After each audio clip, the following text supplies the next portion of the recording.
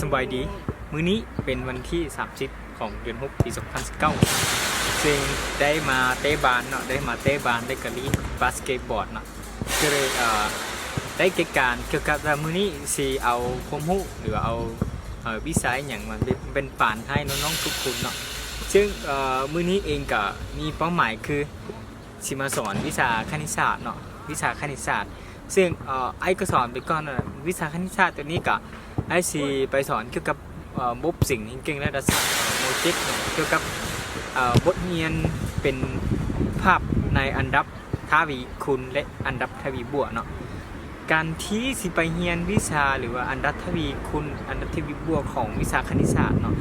ซึ่งตัวไอ้เองก็อยากให้น้องๆทุกคนพยายามเอาบทเรียนในทางคณิตศาสตร์เกี่ยวกับอันดับทวีคูณหรืออันดับทวีบวกก่อนที่จึงเข้าใจเพิ่มเติมเนาะเพราะว่าในบทโจทย์ที่ไอสอนมันบ่ได้กวมเนื้อในบทเรียนทั้งหมดของอันดับทวีบวกอันดับทวีคูณอีกอย่างหนึ่งเนาะแล้วก็สิ่งที่ไออยากฝากให้ก็คือก็คือพวกน้องต้องไปเข้าทำความเข้าใจของนิยามของอันดับทวีบวกและอันดับทวีคูณซึ่งว่ามีสู้จังใดและเป็นจังใดเพิ่นจะเอิ้นว่าอันดับทวีบวกมันมีจุดที่เขาสังเกตอยู่สายที่เพิ่นเอิ้นว่าอันดับทวีบวกและก็ในแต่ละสัญลักษณ์ของอันดับนั้นๆเพิ่นจะเอิ้นจังใดคืออันดับทวีคูณมีสัญลักษณ์จังใดดีและก็มีสู้จังใดแล้วก็พื้นฐานอย่างนิยามที่เราต้องรู้ว่า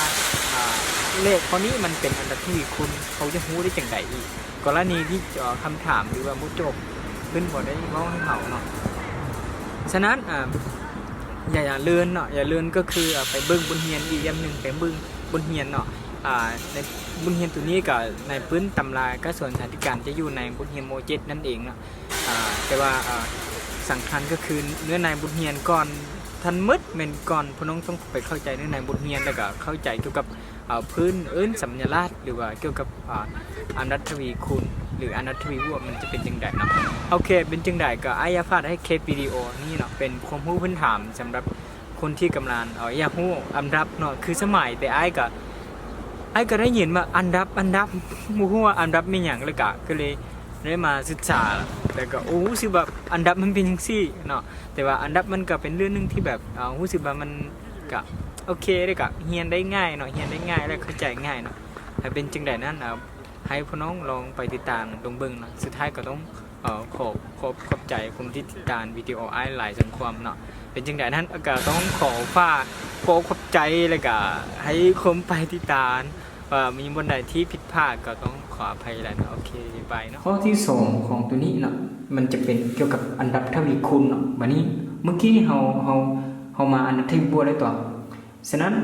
ข้อที่2ที่อายาฟ้ามื้อนี้เป็นอันดับทวีคูณเนาะอันนี้อันดับทวีคูณเนาะหรืออันดับเลขาคณิตเนาะอันนี้ก็แล้วแต่โจทย์เพิ่นสิเว้ามานะพี่น้องต้องชื่อว่าอันดับทวีคูณมันมีชื่ออื่นมาอันดับทวีคูณและมันมีชื่ออื่นมา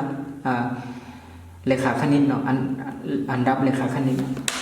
อันนี้เป็นจุดสำคัญที่อย่างพวกน้องต้องชื่อนามหรือว่าต้องชื่อว่ามันมี2สู้ได้มันมี2สู้จังซี่สู้ใดสู้หนึ่งก็ได้จังซี่เนาะมันมี2สู้เนาะฉะนั้นตัวนี้แม่นสิว่าจังได๋อันดับทวีคูณตัวนี้มีชื่ออื่นว่าอันดับทวีคูณและอันดับเลขาคณิตเนาะไอ้สมมุติว่าอันนี้เป็นตัวนี้เป็นภพหรือว่าเป็นอันดับของไอ้เนาะคืออันดับทวีคูณของไอ้นะไอ้สมมุติเนาะเฮาสังเกตได้จังได๋เนาะสังเกตคือตัว r นี่ตัว r นี่เป็นตัวทวีคูณตัวนี้จะเท่ากับ a2 ส่วน a1 เลยก็จะเท่ากับ a3 ส่วนให้ a2 หรือว่าเท่าตัวไปหลายตัวนะจะ6 am ส่วนให้ am-1 เนาะก็คือเมื่อกี้เนี่ยให้คนต้องสังเกตตัวดีนี่นะยายซอกคือตัวดีนี่ตัวดีคืออันดับต้องชื่อว่าตัวดีนี่เป็นสัญลักษณ์ของอันดับทวีบวกตัวทวีบวกตัวดีนี่เราสังเกตจังซี่เอาตัว a2 ลบ a1 แม่นตัวแล้วมันจะเท่ากับ a3 ลบไม่ a2 จังซี่มันเท่ากันเนาะคันมันเป็นอันดับทวีบวกวันนี้อันดับทวีคูณได้เหมือนนี้นะอันดับทวีคูณแม่นเราต้องเอาตัว a2 ส่วน a1 แล้วก็ต้องเท่ากับ a3 ส่วน a2 จังซี่คือว่าง่ายคือ4ตัวหรือว่าภพนี้ส่วนกันและภพนี้ส่วนกันมันต้องยังเท่ากันเนาะคือต้องเอา a2 ตัวนี้ไปตัวส่วนให้ตัว a1 ตัวนี้ แล้วก็เอา A 3ตัวนี้ส่วนให้ A 2ตัวนี้มันจะเท่ากันแล้วเพิ่นจะเอิ้นว่าอันดับทวีคูณหรือว่าจะเอาตัว AM ลงให้ AM ลง1นี้มันจะเท่ากันเนาะโอเคเนาะ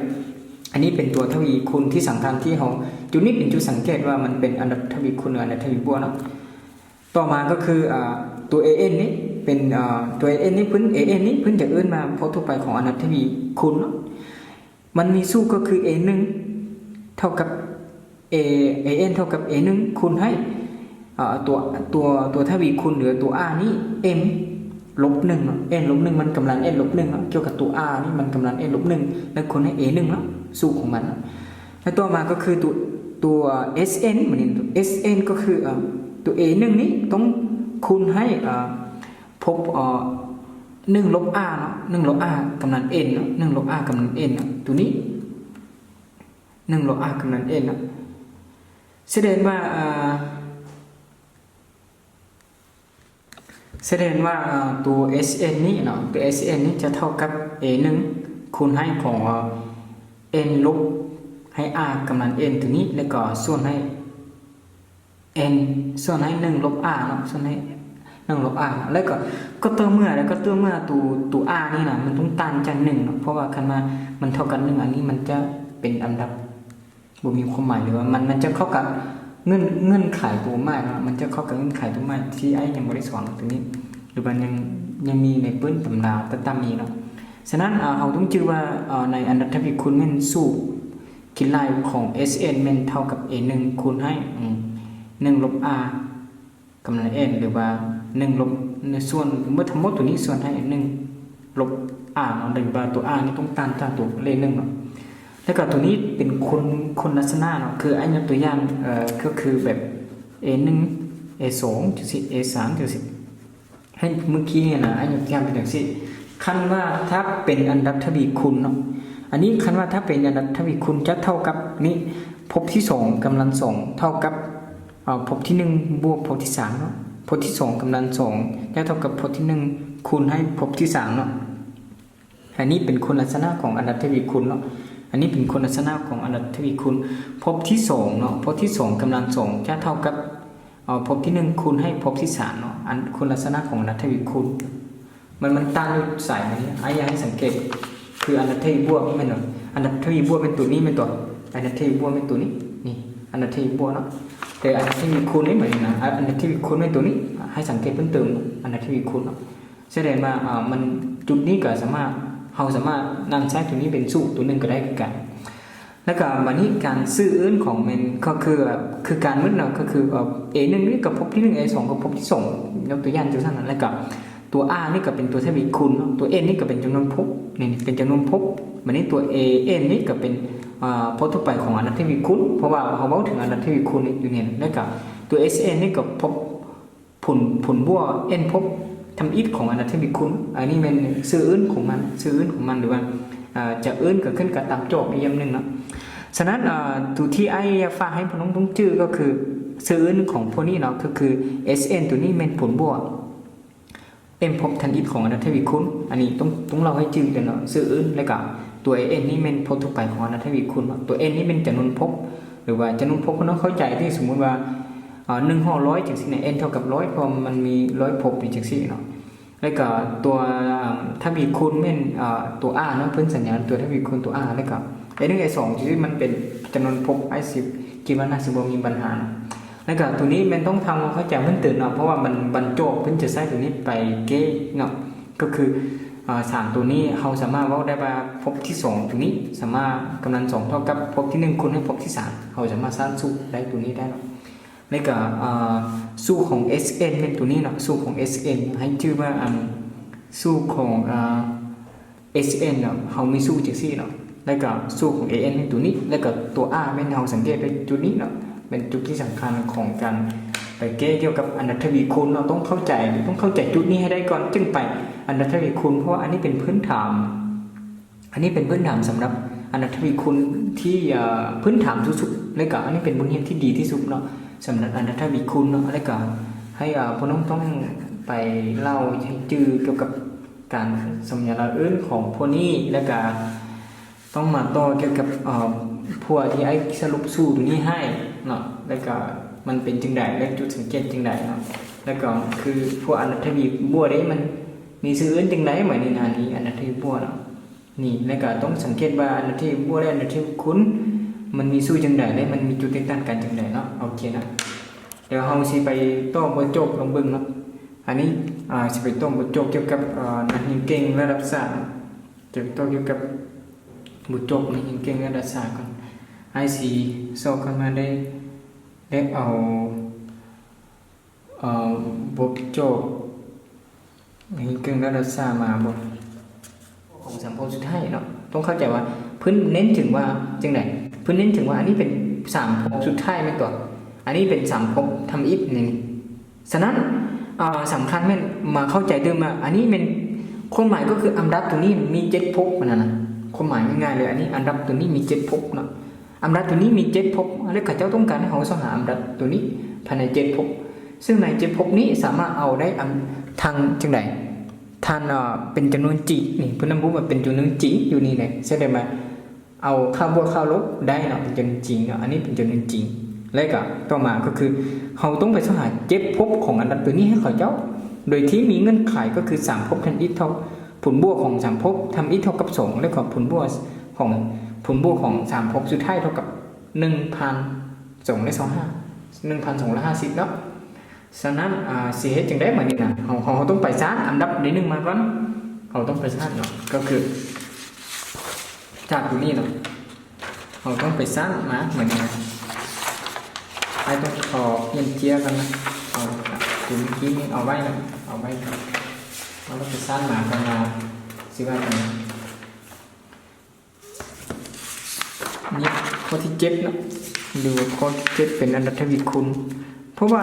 คือมุกโจบนะเขาเจ้าจะเต้นเกี่ยวกับหลายสไตล์มาก็ได้เพราะไอ้จังว่าเน้นเสียงบนหินหลายกวยบุโจบนี่บ่ค่อยจะสำคัญปานใดข้อที่7เนาะก็คือข้อที่7นี่ข้อที่7อันนี้ไอ้ต้องสมมุติมาให้เขาเจ้าก่อนให้นี่เพราะเฮาฮู้เด้ให้ A1 เป็นตัว A2 A3 A4 A5 A6 A7 อันนี้เพิ่นมามี7ภพเด้7ภพเป็นที่คุณเพิ่นเน้นใส่เป็นอันดับทวีคูณเฮาต้องเขียนว่าเป็นอันดับทวีเป็นอันดับทวีคูณนี่แสดงว่าเฮาให้ A1 A2 A3 A4 A5 A6 A7 เป็นอันดับทวีคูณและเป็นจำนวนจริงอีกแสดงว่าทั้งหมดตัวนี้มันต้องนอนอยู่ในจำนวนจริงนะเป็นตัวก็คือ A1 A2 A3 ถึงA4 A5 A6 A7 ตัวนี้มันต้องนอนอยู่ในจำนวนจริงคือตัว R นี่มันต้องนอนอยู่ในจำนวนจริงอันนี้เป็นเงื่อนไขที่เขาเจ้าบอยของวันนี้พน้องต้องเข้าใจว่าเพื่อนว่าจังไหนผลบวกของ3ภพทันอิฐผลบวกของ3ภพทันอิฐพน้องเข้าใจจังไหนเท่ากับ2ผลบวกของ3ภพทันอิฐเท่ากับ2แสดงว่าภพทันอิฐ3ภพทันอิฐพน้องต้องเข้าใจว่า A1 A2 A3 อันนี้เป็น3ภพทันอิฐนี่3ภพทันอิฐแสดงว่าไอ้จะได้A1 บวก A2 บวก A3 เท่ากับ2อันนี้เป็นเงื่อนไขที่เขาเจ้าว่าผลบวกของ3ภพทันอิฐเท่ากับ2อันนี้เป็นเงื่อนไขที่เขาเจ้าให้หมายเฮาแล้วแล้วก็เฮาฮู้จังได๋อีกมื้อนี้เฮาฮู้ว่าจังได๋ผลอันนี้เพิ่นบอกว่าผลบวกของ3ภพสุดท้ายเท่ากับ 1,250 3ภพสุดท้ายเป็นภพที่ใดก่อนนั้นได้3ภพสุดท้ายก็แม่นภพที่5ภพที่6ภพที่7แม่นตัวอันนี้3ภพสุดท้ายอันนี้เป็น3ภพนั้นอีกฉะนั้นจึงได้ภพที่5บวกให้ A 6บวกให้ A7 ตัวนี้เท่ากับ1,250 อันนี้เป็นเงื่อนไขที่เฮาฮู้จะจบอันนี้เป็นเงื่อนไขที่เฮาฮู้จะจบเนาะไอ้ว่าพวกน้องสิเข้าใจเกี่ยวกับคำถามตัวนี้แล้วให้เอาคำถามออกก่อนฉะนั้นเฮาสิเก็ตจังได๋มานี่เฮาต้องฮู้ว่าสูตรของอนัตถวีคูณเป็นจังได๋เฮาจังเก็ตนะเฮาต้องฮู้แน่นอนว่าเฮาต้องฮู้เงื่อนไขก็คือเฮาต้องไปหา7ภพตัวนี้ให้เขาเจ้าว่าอยู่ในจำนวนจริงเอาค่าบวกค่าลบได้เนาะเป็นจำนวนจริงและเฮาฮู้จักเงื่อนไขตัวนี้แล้วก็ตัวนี้ที่เฮาสิไปหาให้เขาเจ้าเฮาที่เฮาสิไปหาเจ้ามานี่ พน้องมีสู้บ่พน้องมีสู้อนันทวีคูณบ่จะพบทั่วไปไอ้เขียนมาจะพบทั่วไปของอันดับท้าบีคูณพบทั่วไปของอันดับทวีคูณไม่อย่างไอ้สอนพน้องไม่ตัวเท่ากับ n ไม่ตัว an นี่เท่ากับ a 1 r ของลบ1.10ไม่ตัวนี่อันนี้เป็นพบทั่วไปของ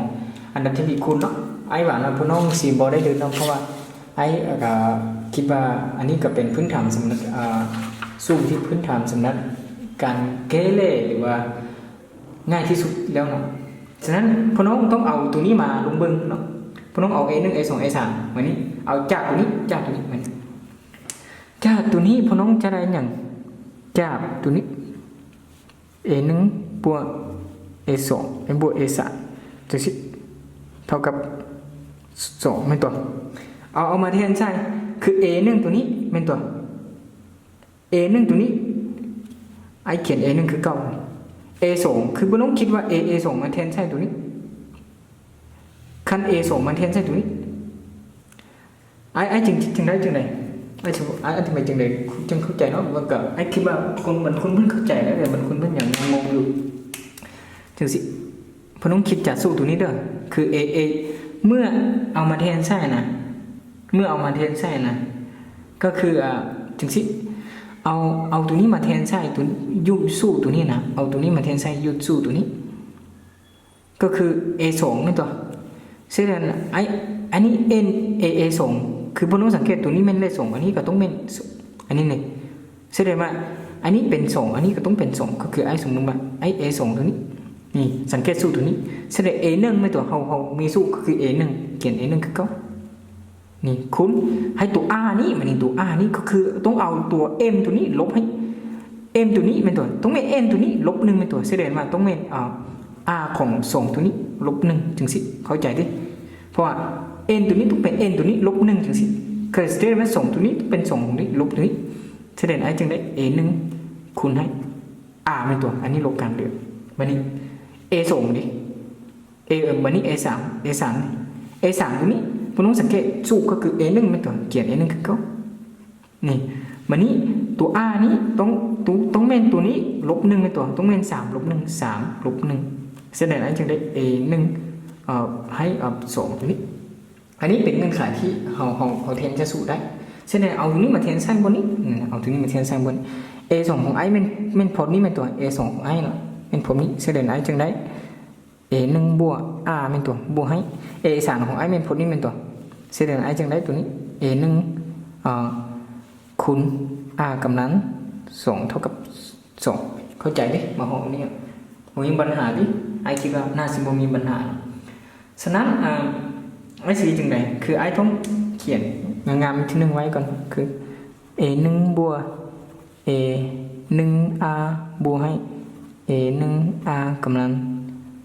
2เท่ากับ2ใช่ไหมไอ้เฮ็ดจังซี่ได้บ่ A1 เอา A1 ตัวนี้แย่สมคูณออกได้มันตัวแย่สมคูณออกได้แสดงเอา A1 ตัวนี้แย่สมคูณ A1 แย่สมคูณออกแสดงเหลือ1มันตัวอันนี้เหลือ R มันตัวนี่อันนี้เหลือ R กำลัง2เท่ากับจังได๋เท่ากับ2อันนี้ไอ้วานเป็นสมมุติที่1ไว้ก่อนไอ้ต้องวางเป็นสมมุติที่1อันนี้ไอ้ต้องวางเป็นสมมุติที่1วันนี้ไอ้จับนี่ขายตัวนี้มันนี่จับตัวนี้ไอ้จับตัวที่เขาจะให้มาวันนี้จับตัวนี้จับตัว A5 บวก A6 บวก A7 ตัวนี้เท่ากับ 1,250 เป็นตัวอันนี้เป็นเงื่อนไขที่เขาฮู้เป็นตัวฉะนั้นเขาให้จึงได้วันนี้ก็มาคิดคือเก้าเหมือนนี้นะคิดเก้าจะสู้ตัวนี้จะสู้ไอซีจะสู้ AM ตัวนี้ไอซีเขียนสู้คือ AN พวกน้องรู้ว่า AN เท่ากับตัวไหน AN เท่ากับ A1 คูณให้ R ลบ N ลบ1จะสิเป็นตัวสู้ของ AN วันนี้เขาใช้ว่าจึงได้เหมือนนี้นะคัน A5 ได้เหมือนนี้ A5 สังเกตตัว A5 คือสมมติไอเขียน5 A5 ตัวนี้A5 ตัวนี้ต้องเป็น A1 เสมอ A1 นี่แสดงว่าต้องเป็น5เป็นตัว R ตัวนี้ต้องเป็น5ลบ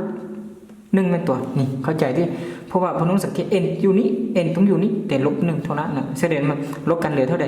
a 1เท่ากับ r r ต้องกำลัง4นี่เป็นต้น r ต้องกำลัง4อันนี้ r ต้องกำลัง4แสดง a 6มันนี่นะ a 6 a 6จะเท่ากับจังได๋ a 1เป็นตัวให้ r กำลัง6ลบ1นั่นเองเป็นตัวแสดง i จึงจะได้ a 1อันนี้ลบกันเหลือเท่าใด r เท่ากับ5เป็นตัวแสดง a 7มันนี่นะ a 7จะได้เท่าไหร่ a 1 r กำลังลบจังซี่เป็นตัวแสดง a ได้ r กำลัง6เป็นจังซี่เป็นตัวอันนี้เป็นเงื่อนไขที่เรารู้หรือว่าเราสามารถเก็บได้นะอันนี้เป็นเงื่อนไขที่เราสามารถเก็บได้เช่นเอาพวกนี้คือ a1 a5 a6 a7 เอามาแทนใช่พวกนี้เอามาแทนใช่ก่อนไอ้จึงได้ก็คือไอ้ a5 ตัวนี้มันเท่าพวกนี้เป็นตัวไอ้จึงจะได้ a5 ตัวนี้มัน a1 r กำลัง4เป็นตัว a6 มัน a1 r กำลัง5เป็นตัว a7 มัน a1 r กำลัง6เป็นตัวเท่ากับ1250นี่แสดงมาโหนี่บ่น้องสังเกตจังได๋ไอ้สามารถเอาตัว a1 แยกสมคูณออกได้มั้ยตัวเอา a1 แยกสมคูณออกไอ้จึงเอา a1 แยกสมคูณออกอันนี้แยกสมคูณออกเหลือ r4 มั้ยตัว r กำลัง4บวกให้ r กำลัง5เนาะ r กำลัง5แล้วก็บวกให้r กำลัง6มั้ยตัวเท่ากับ1250อันนี้ไอ้ต้องวันเป็นสมผลที่2ไอ้วันเป็นสมผลที่2นี่มาโหนี่น่าสิบ่มีปัญหาเนาะน่าสิบ่มีปัญหาเนาะก็คือเข้าใจได้เนาะเข้าใจได้แล้วก็จากสู้ตัวนี้เข้าใจได้ถ้าบ่เข้าใจก็ยอมเหมือนกันนะเพราะว่าอายุไกลบ่ได้อยู่ใกล้แล้วก็สอนในอินเทอร์เน็ตนะก็บ่ฮู้ว่าสิอธิบายอีกจังได๋แท้ๆนะคันบ่เข้าใจยอมเหมือนกันคันบ่เข้าใจติดต่อมาหาได้ มาจังซี่ไอ้มีสมผลที่1แล้วก็มีสมผลที่2แม่นต่อให้เอาไอ้มีสมผลที่1และสมผลที่2ฉะนั้นสมผลที่1เป็นตัวนี้สมผลที่2เป็นตัวนี้เนาะไอ้เขียนว่าเอาก็มาเอาสมผลที่1ตัวนี้หารให้สมผลที่2ก็ได้หรือเอา2หาร1ก็ได้เนาะสมผลที่1ไอ้มีอย่างไอ้มีเป็นตัว a1 ให้1บวก r กำลังถึง4กำลัง2เนาะแล้วก็เท่ากับอันนี้เป็นหารไม่ตัวอันนี้ต้องเท่ากับ2เนาะฝ่ายนี้แล้วก็สมผลที่2ไอ้มีอย่างสมผลที่2แม่นไอ้มีตัวนี้เป็นตัว a1 เป็นตัว a1 ต้องกับจังได๋ r กำลัง4 r กำลัง4บวกให้ r กำลัง5บวกให้ r กำลัง6นี่ส่วนให้1250จังซี่เป็นตัวนี่เป็นตัวไอ้สามารถเฮ็ดจังซี่ได้เนาะไอ้สามารถเฮ็ดจังซี่ได้คือการธรรมดาแต่พวกน้องสังเกตเห็นว่าไอ้ตัวนี้มันขัดได้เป็นตัวa1 คือการมันขัดได้ไปนี่ขัดได้ไปมันนี่เฮาคุ้นค่อยมันนี่เฮาคุ้นค่อยหรือว่าขจรออกก็ได้หรือว่าก็แล้วแต่ว่าพวกน้องสิเอาวิธีใดที่สะดวกสำหรับพวกน้องต่อไปเลยการคุ้นค่อยก็ได้หลายจังมาแย่ทรงคูณก็ได้บ่เป็นหยังเนาะก็ขึ้นกับว่าพวกน้องมัดจังได๋เนาะอันนี้ก็ขึ้นกับว่าพวกน้องมัดจังได๋แล้วก็เฮาสามารถเฮ็ดได้หรือว่าสิเฮ็ดจังได๋เฮาสิเฮ็ดจังได๋เฮาสิเขียนบ่ต้องคุ้นค่อยก็ได้ก็เอาเขียนที่1จะได้จังซี่แม่นตัว r จังซี่กำลัง2จังซี่แม่นตัวส่วนให้จังซี่แม่นตัว r กำลัง4บวกให้ r กำลัง5บวกให้ r กำลัง6เท่ากับ2 1อันนี้2จังซี่50จังซี่แม่นตัวมันนี่เฮาสิเฮ็ดจังได๋เพื่อมันขัดย้อนกันหมดเนาะเพื่อมันขัดย้อนกันหมดพวกน้องสังเกตเห็นบ่อันนี้มีเลข1อันนี้มี r นี่มี2แม่นตัวเฮาต้องแยกพวกนี้เป็นกำลังให้ขับตัวถึงนี้ให้ได้เนาะก็คือไอ้เขียนก่อนว่าพวกน้องสิเข้าใจว่าไอ้เขียนตัวถึงไว้คือ9นี่ไอ้เขียนตัวถึงไว้คือ9มันนี่ตัวร่วมสิเป็นจังได๋ตัวร่วมไอ้ให้มันมี1คือไอ้ต้องเอา r กำลัง4แยกสมคูณออกอันนี้ต้องเป็น1เป็นตัวอยู่จุดนี้บวกจังได๋ตัวนี้ต้องเป็น r เป็นตัวไอ้เขียนออกมาพวกน้องสิเข้าใจว่าตัวนี้ต้องเป็น r กำลัง2จังซี่ต้องเท่ากับ2ตัวนี้แล้วก็1250ได้บ่ ได้บ่จับพบลุ่มตัวนี้นะไอ้สามารถเอาตัวนี้แย่ซุงคุณอ้อได้บ่เมื่อคุณเข้าไปจะอ้อพบเก้าเป็นตัวแสดงมาพน้องสังเกตเห็นจังไดสามารถเห็นจังไดมันนี่นะสามารถเห็นจังไดสามารถเห็นว่าพบนี้คือการได้เมนตัวพบนี้นั่นแสดงว่าเอาต้องเอาพบนี้ขับพบนี้ได้เมนตัวมาพอนี้เข้าใจบ่คันบ่เข้าใจไอ้ยอมคือการเลยไอ้ยอมคือการมาพอนี้บ่เข้าใจแสดงไอ้สามารถเขียนได้ว่าอันนี้เหลือเท่าใดอยู่ทางลมเหลือ1ส่วนให้ r ไอ้นี้ต้องเป็น r กำลัง4นะเท่ากับจังได2 5 1 5 0 4คุณค่อยเหมือนนี่นะไอ้จึงคุณค่อยได้ก็คือไอ้เขียนตัวไอ้ฟ้านี้ก็คือได้ส่ง r กำลัง4เป็นตัวเท่ากับ1 2 5 0 4ให้ถอน r กำลัง4เหมือนนี้นะเท่ากับ1 2 5 0หาร2ตัวนี้หาร2ออกมาได้เท่าไหร่เหมือนนี้นะก็คือหาร2เนาะออกมาได้เท่าไหร่6หารมาแล้วเนาะก็คือ r กำลัง4ตัวนี้เนาะจะเท่ากับ2 5 0 4อันนี้แม่นอย่างที่กำลัง4นะ5เทื่อจังซี่หรือว่าสิเว้าแบบ r กำลัง4สามารถเท่ากับ5กำลัง4จังซี่ได้เพราะน้องเอา5คูณ4เทื่อมันจะออกพวกนี้คือเก่าเนาะเอา5เทื่อแล้วก็แสดงว่าค่าของตัว r นี้ออกมาจะมี2ค่าก็คือr อยู่ที่1มันจะคันว่าเอา5ขั้น2เข้าไปเดี๋ยวพอเราเอา5ขั้น2เข้าไปเนาะมันจะเท่ากับตัว1แม่นเท่ากับ5เนาะแล้วก็ไอ้สิเป็นจังซี่ตัวที่2คือเท่ากับ-5นะอันนี้เส้นr ของเราก็คือมี2คำตอบ r ตัว r นี้มันจะมี2ค่าคือ r -5แล้วก็-5เนาะ-5แล้วก็-5อันนี้-5แล้วก็-5อันนี้เป็นเพราะว่าแต่ว่าเงื่อนไขที่โจทย์บอกให้เราก็คือเป็นจำนวนจริงเนาะสามารถเอาได้ทั้ง2ค่าเพราะว่าโจทย์เพิ่นให้ว่าเป็นจำนวนจริงเราสามารถเอาได้ทั้ง2ค่ามาห้อนี้ไอ้คิดว่าน่าสิบ่มีปัญหาเนาะคันมันมีปัญหาก็จะหัวในการย้อนเลยเพราะว่าละเอียดเกละเอียดสุดเนี่ยฉะนั้นปัญหาโจทย์ของเขาก็คือเพิ่นต้องการเอาสหา7ภพให้กับเจ้ามีต่อโจทย์ของเขาที่เจ้าย้ายเอาสหาจำนวนภพให้กับเจ้ามานี่นะสิโซจังได้มานี่นะเฮาสหา r ได้มีตัวเฮาสหา r ได้แต่เฮาแสดงว่ามันต้องมี2ขั้นตอ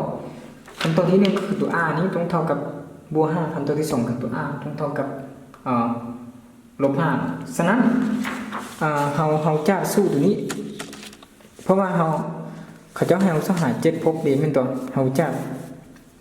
เพราะว่าเขาเจ้าให้เฮาสหา7ภพให้เขาเจ้าคือ A1 A2 A3 A4 A5 ตัวก็คือเฮาต้องเขียนมาก็คือบัดนี้ A1 เฮายังบ่ฮู้แม่นตัวลืมไป A1 ยังบ่ฮู้เฮาต้องไปสหา A1 ก็ได้นะสหา A1 เนาะคือ A1 เฮาสหาจังได๋ A1 ก็คือเฮาสิสหาจังได๋เนาะ A1 ไอ้คิดก่อนว่าสิสหาจังได๋สหาจังได๋ก็ได้น่ะให้ได้ A1 เฮาสหาจะสมบูรณ์ตัวนี้ก็ได้น่ะ A1 A1 เฮาสหาจะสมบูรณ์นี้ก็ได้คันว่า A1 น่ะฉะนั้น A1 ตัวนี้เราสามารถไปสหาจ้าสมบูรณ์ตัวใดก็ได้นะก็คือจ้าสมบูรณ์ที่2เราต้องสหา A1 ก่อนจ้าสมบูรณ์2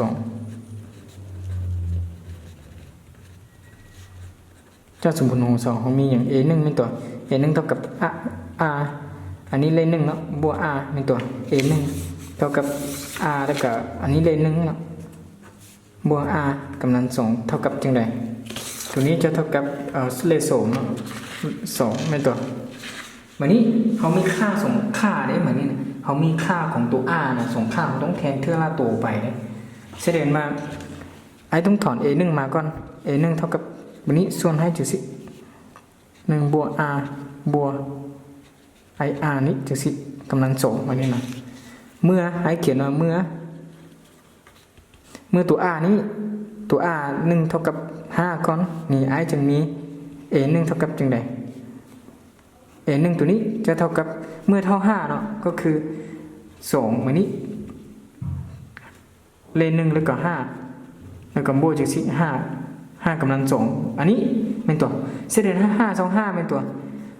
ไอจึงจะได้คันต้องห้าสองห้าบวกนี้เป็นสามอันนี้จะเป็น31เนาะอันนี้เป็น31กรณีตัว r นี้นี่เราจึงได้ว่าเมื่อตัว r 1นี้เท่ากับ5เนาะเท่ากับ5คือค่าบวกของมันนั่นน่ะแล้วก็เราจะมีตัว a 1นี้เท่ากับจังได๋2ส่วน31นี่2ส่วน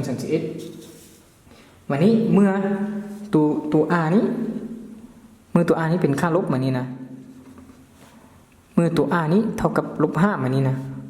a1 ของเราสิได้จังได๋เพราะ a1 เป็นตัวนี้ a1 จัดสู้ตัวที่ไอถอมเป็นตัวนี้เป็นตัว a1 ของไอก็คือ2จังซี่เป็นตัว1บวก r บวก r กำลัง2จังซี่นี่แสดงว่าไอต้องแทนเข้าไปคืออันนี้เมื่อลบเป็นตัวลบอันนี้ต้องเป็นบวกหรือว่าลบ2จังซี่นี่แสดงว่าจังซี่เป็นตัวจากการคำนวณเลขพวกนี้มาเนาะก็คือจะได้a1 ตัวนี้เท่ากับ2ส่วน 2f เนาะส่วน2ส่วน 2f แสดงว่าเมื่อตัว r นี้เท่ากับ-5เนาะไอจะมี a1 ของไอก็คือเท่ากับ2ส่วน 2f อันนี้นี่2ส่วน 2f แสดงว่าเรามี a1 ส่งค่าเนาะเรามี a1 ส่งค่าคือ a1 ตัวนึง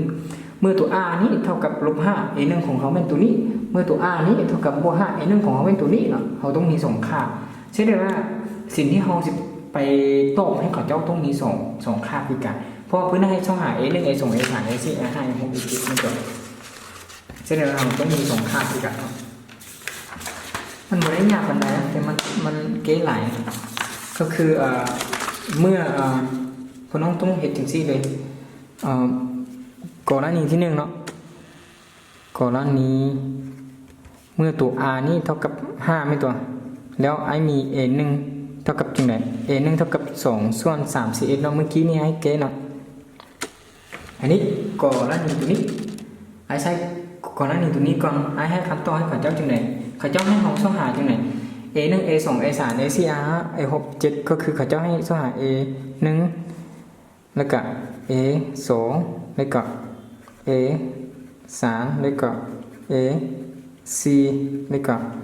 a5 แล้วก็ a6 แล้วก็ a7 ตัวนี้อันนี้เป็นเงื่อนไขที่เขาเจ้าให้เราต้องการหาให้เขาเจ้าเนาะฉะนั้นเราสังเกตจากสูตรตัวนี้เรามีสูตรตัวนี้เลยเรามีสูตร a n ตัวนี้เท่ากับ a1 ให้ r n ลบ1จุด4เราสังเกตจากสูตรตัวนี้สูตรนี้เป็นสูตรที่เราสิได้คำตอบเนาะก็คือพวกน้องก็ลงไปแทนใช่ในกรณี r ตัวนี้ a1 ตัวนี้ a1 ตัวนี้ก็เป็นตัวนี้เลย a1 นะเราได้ a1 เดียว a1 ก็เป็นตัวนี้ก็คือ a1 ก็เท่าตัวนี้วันนี้ a2 นี่ก็ไปแทนใส่สูตรตัวนี้คือ a1 เอาฮู้เลย a1 เท่ากับตัวนี้เป็นตัวเราหาได้ก็คือ a1 ตัวนี้31วันนี้ a2 นี่มันนี่นะ a2 กับแทนใส่เป็น a1 เป็นตัวสูตรตัวนี้เบิ่งสูตรตัวนี้เด้อก็คือค่าของ a1 เป็นตัว a1 ก็เป็นพบนี้ฉะนั้นตัวนี้31เนาะคุณไอ้ r ตัวนี้เด้ r ตัวนี้เป็น5เป็นตัว5นี่ทั้งหมดกำลังหยังต้องเท่ากับ2ลบ1จังซี่นี่แสดงว่ามันเท่ากับเท่าไหร่ตัวนี้เป็นเท่ากับ2กับเท่ากับจังไหนอันนี้เหลือ1เป็นตัวแสดงว่าต้องเท่ากับ2 31คูณให้5จังซี่เป็นตัว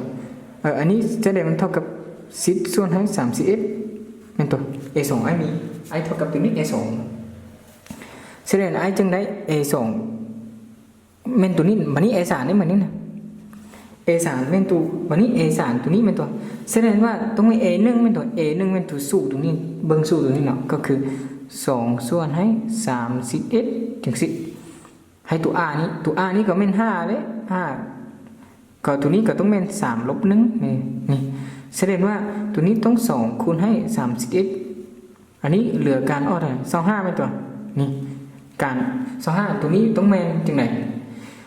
25คูณ2ก็ออก50เป็นตัว50ส่วนให้31นี่ นี่อันนี้เป็นค่าของ A3 อันนี้เป็นค่าของ A3 AC ได้เหมือนกันนะ AC ก็คือให้คือเก้าได้เฮ็ดจุ่มไปห้อง A7 นั่นแหละเหมือนกันก็คือ A1 แม่น2ส่วนให้31ตัว5นี้ตัว R นี้จะสู้ตัวนี้คือเก้าเสมอด้วยก็คือ 4 ลบ 1เหมือนนี้นะก็คือต้องเท่ากับต่อไปอีกเหมือนนี้2ส่วน31คูณให้อันนี้ลบกันเหลือ3ตัว5กำลัง3นี่ตัวการคำนวณเลขตัวนี้มาได้ไหม5กำลัง3ตัวนี้เท่ากับ250ส่วนให้31อันนี้เป็น AC อันนี้เป็น AC เนาะ A5 ได้เสียจังเลย A5 ตัวนี้จะเท่ากับ A จากสู้ตัวนี้คือ9เนาะก็คือจากสู้ตัวนั้นคือ9 2ส่วน31อันนี้ต้องเป็น5เป็นตัว5กำลัง5ลบ1จังสี่แสดงว่าไอจึงได้ตัวนี้ก็คือ2ส่วน31ตัวนี้ก็คือต้องเป็น5กำลัง4จังสี่ตัวนี้การคำนวณเลขตัวนี้ออกมาเนาะ5กำลัง4เท่ากับจังได๋5กำลัง4เนาะเท่ากับอันนี้จะเท่ากับ250เลยเนาะแล้วก็31ถึง10คำนวณเลขพวกน้องต้องไปคูณเองนะเท่ากับตัวนี้เลยเนาะ A6 ได้เหมือนนี้นะ A6 ของไอก็คือตัวนี้ก็คือจะสู้ตัวนี้ก็เสมอนะ2ส่วนให้31เหมือนนี้นะเป็นตัวคูณให้5อันนี้ต้องเป็น6ลบ1เหมือนนี้นะแล้วแบบนี้จะเท่ากับ2ส่วนให้31แล้วก็5อันนี้เป็นตัวเป็น5เป็นตัวแสดงว่าตัวนี้กับคำนวณเลขตัวนี้มาจะเท่ากับ250 250ส่วนให้31นะนี่วันนี้ A7 เหมือนนี้นะ A7 ของไอก็คือ2ตัวนี้ส่วน31ก็คือ5กำลัง7ลบ1เหมือนนี้นะเท่ากับจังได๋2คูณให้31คูณให้5กำลัง6เหมือนนี้การคำนวณเลขตัวนี้มาจะเท่ากับ31250เนาะ31นี่อันนี้เป็นเงื่อนไขที่เขาเจ้าให้เราเข้าหาแสดงว่าเราสามารถได้แบบ A1 A2 A3 เป็นอย่างเมื่อค่าของตัวนี้เนี่ยเมื่อค่าของตัวนี้เนี่ยกรณีตัวนี้เนี่ยเขาจึงได้เราสามารถตอบให้เขาเจ้าคือ A1 เท่ากับเท่าไหร่ A1 เท่ากับ2ส่วน31เป็นตัว A2 นี่ A2 ของไอเท่ากับ10เป็นตัว10ส่วนให้31 A3 ด้วย A3 ก็คือ50เป็นตัว50ส่วนให้31 AC มันนี้ AC เท่ากับ250ส่วนให้31 A5 เท่ากับ1250ส่วนให้31นี่ A6 เท่ากับ6250ส่วนให้31นี่ A7 ก็คือ31250ส่วนให้31อันนี้เป็นกรณีหนึ่งที่โจทย์ต้องการให้เราเข้าหาเนาะอันนี้เป็นขั้นโตเนาะอันนี้เป็นขั้นโตหนึ่งที่เมื่อตัวค่านี้กรณีตัวนี้เนาะกรณีตัว R นี่เท่ากับบวก5เนาะกรณีตัว R นี่เท่ากับบวก5และ A นี่เท่ากับ A1 เนาะเท่ากับ2ส่วน31อันนี้กรณีนี้ในกรณีนี้แต่ยังมีกรณีตัวค่า R เท่ากับลบอีกเลยเนาะอันนี้เป็นคำตอบที่เพื่อนต้องการเนาะแล้วก็ต่อไปเนาะก็คือกรณีต่อไปเนาะมันหลายในกรณีตัว r เท่ากับลบ5วันนี้กรณีไอเขียนมากรณีตัว r เท่ากับลบ5ที่4 r เท่ากับลบ5เขามี a1 เท่ากับเท่าไหร่มี a1 เท่ากับจังไหน2เป็นตัว2ส่วนให้21เป็นตัวส่วน2ส่วน21นี่2ส่วนให้21กรณีนี้เขาต้องไปคิดให้กับเจ้าเพราะว่าจบแล้วรู้ว่าเป็นจำนวนจริงได้เนาะฉะนั้นไอ้จึงจะได้ก็คือจากสูตรตัวนี้เก้าได้จากสูตรตัวนี้ a1 n ลบ1จุด10นี่ a1 เลยเขามี a1 ตัวนี้แล้วแต่ a1 ของไอก็คือเท่ากับ2ส่วน21เหมือนกัน a2 วันนี้ a2 ของไอก็คือจากสูตรตัวนี้ต้องเป็น a นะมัน2ส่วน21ตัวนี้คูณให้ r ตัวนี้ต้องเป็นลบ5ได้เหมือนนี้นะลบ5อันนี้ลบ5ต้องเป็นมันนี้ a2 ตัวนี้เป็น2ลบ1จุด10แล้วก็ต้องเป็น2ส่วน21อันนี้ต้องเป็นจังไหนลบ5เป็นตัวลบ5กำลัง1อันนี้ต้องเป็นค่าลบเราต้องหู้อีเลยเมื่อจำนวนขี้กำลังขี้นะต้องโอลบเป็นตัวแสดงมันต้องลบเท่าลบ10เป็นตัวคันบ่คิดไล่บ่ได้จุดนี้ตายเลย อันนี้ a 2 i เป็นตัวนี้พน้องจื้อเสมอว่าในกรณีที่จำนวนลบเนาะกำลังคี่ก็ต้องลบเสมอเนาะตัวนี้ถ้าเป็นจำนวนคู่กำลังคู่เป็นบวกเสมอวันนี้ a 3วันนี้ a 3ของ i ก็คือ a 1ก็คือ2ส่วน2 x คูณให้ลบ5มานี่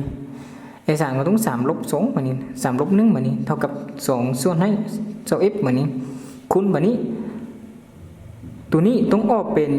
ค่าบวกเนาะเพราะมันลบกันเหลือ2เป็นตัวลบกันเหลือ2แสดงลบกันเหลือ2ต้องออกเป็นค่าบวกอยู่ 100% อันนี้เราจึงจะได้ก็คือ i r เท่ากับ50เนาะ50ส่วน20 x เนาะอันนี้เป็นค่าของ a 3มันนี้ a 4ดิ a 4มันนี่นะเท่ากับให้เข้าใจตื่นเกี่ยวกับเลื่อนของไอ้ว่าเลื่อนเอาออกจากค่าลบค่าบวกค่าลบ a 4ตัวนี้AC ก็คือคูณให้